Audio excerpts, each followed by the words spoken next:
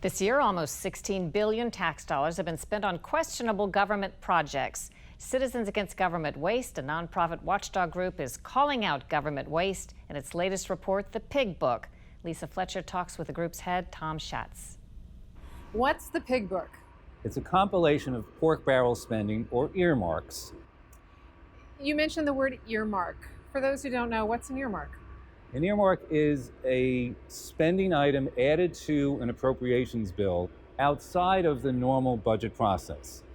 Let's look at a few examples from this year's Pig Book. Let's start with 22 unrequested F-35 Joint Strike Fighters. The Joint Strike Fighter is the most expensive weapon system in U.S. history. The cost has doubled from approximately $230 billion for the entire program to more than $430 billion for the entire program. Operations and maintenance is now $1.2 trillion, 20% than just 5 years ago. It has been one of the worst run programs ever. So this is one of the worst things that the Pentagon has done. And for Congress to add 22 more planes that the Pentagon didn't want is really a big waste of money. I think most Americans think, my taxes come out in my paycheck, I don't see it, it goes into a giant pot and the country gets run, and that's the way life is. Remind Americans why they should be caring about this.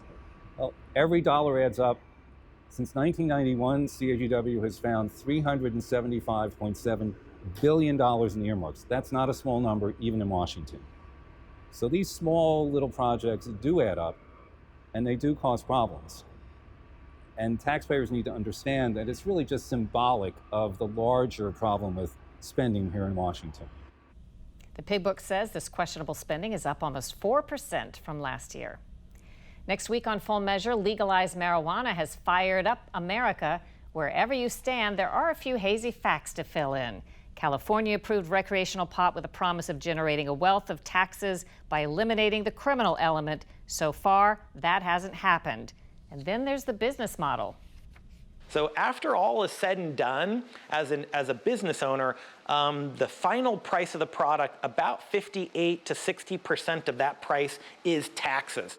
The country's largest marijuana market is struggling in almost every category. We investigate next week on Full Measure. Until then, we'll be searching for more stories that hold powers accountable.